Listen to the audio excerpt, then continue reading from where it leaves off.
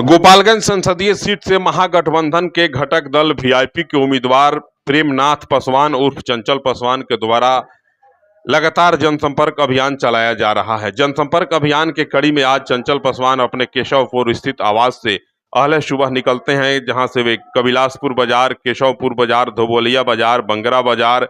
शाहपुर बाजार, परशुरामपुर बाजार, बिशम्बरपुर बाजार, धर्म परसा, बथुआ, मुजौना, पिपरा, माझा, कोयनी, बलुहा, सहलादपुर, धामा पाकर, डोमा हाता इत्यादि कई स्थानों पर जाते हैं, जहां के लोगों के द्वारा उनका जोरदार ढंग से स्वागत किया जाता है और चंचल पासवान जिंदाबाद के नारे लगाए जाते हैं। इस अवसर पर कई सभाओं को संबोधित करते हुए चंचल पासवान कहते हैं कि जिस प्रकार से आप सभी का आशीर्वाद, प्यार, स्नेह मुझे मिल रहा है, मेरा मन भाव विह्वल हो रहा है और मैं आप लोगों को यह वचन देता हूं कि आपके आशीर्वाद से जब मैं सांसद बनूंगा तो निश्चित रूप से गोपालगंज का सर्वांगीण विकास करूंगा और गोपालगंज के विकास के लिए, गोपालगंज के लोगों की सेवा के लिए मुझे किसी भी प्रकार की कुर्बानी देनी होगी, कोई भी बलिदान देना होगा, तो उसके लिए आपका यह बेटा, आपका यह भाई चंचल पासवान कभी पीछे नहीं हटेगा। चंचल पासवान आगे सभा को संबोधित करते हुए कहते हैं कि गोपालगंज की एक बहुत बड़ी समस्या है शिक्षा की। यहाँ के नौजवानों को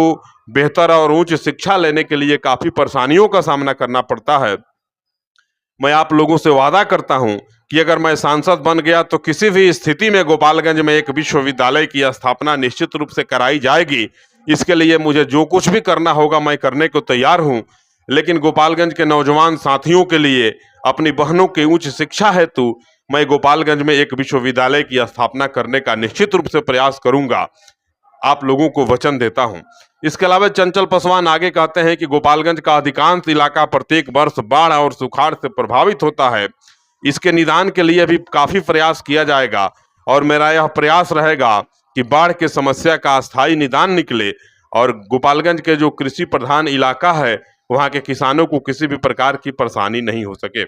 चंचल पासवान आगे कहते हैं कि मेरी लड़ाई किसी से नहीं है। गोपालगंज की सम्मानित जनता विगत तमाम सांसदों को देख चुकी है, सब लोगों के कार्यकलापों से वाकिफ है और इस बार गोपालगंज की जनता यह ठान चुकी है, मन बना चुकी है कि महागठबंधन समर्थित उम्मीदवार वीआईपी के प्रत्याशी प्रेमनाथ उर्फ चंचल पासवान को लेडीज पर्स चुनाव चिन्ह पर वोट दे करके और गोपालगंज के विकास में एक नई कीर्तिमान स्थापित करेगी। गोपालगंज की जनता इस बार मुझे 4 लाख से ज्यादा मतों से विजयी बनाएगी। गोपालगंज की जनता का जो स्नेह, जो प्यार, जो आशीर्वाद मुझे प्राप्त हो रहा है वह अद्वितीय है और मैं इसको कभी जीवन में भूल नहीं सकूंगा। प्रेमनाथ उर्फ चंचल पासवान के साथ काफी संख्या में लोगों की भीड़ चल रही है और इस चिलचिलाती धूप में भी प्रेमनाथ उर्फ चंचल पासवान जब सड़कों पर निकलते हैं तो चारों तरफ से गगनभेदी नारे लगते हैं। चंचल तुम संघर्ष करो, हम तुम्हारे साथ हैं, चंचल पासवान जिंदाबाद के नारे जब गूंजने लगते हैं तो लगता है कि यह प्रेम, यह आस्था, यह विश्वास जो है चिलचिलाती धूप के उन किरणों को चीरते हुए और बहुत दूर निकल जा रही है। काफी संख्या में नौजवान साथी चंचल पासवान के पीछे पीछे चलते हैं और जब नारा लगाते हैं कि चंचल तुम संघर्ष करो, हम तुम्हारे साथ हैं, अब की बार चंचल पासवान जैसे नारे जब गूंजते हैं तो आसमान तक सुनाई देता है उसका गूंज। बहरहाल चंचल पासवान इन दिनों जो है गोपालगंज संसदीय सीट से महागठबंधन समर्थित वीआईपी के उम्मीदवार हैं और वीआईपी के चुनाव चिन्ह लेडीज पर्स पे वे चुनाव लड़ रहे हैं। राष्ट्रीय जनता दल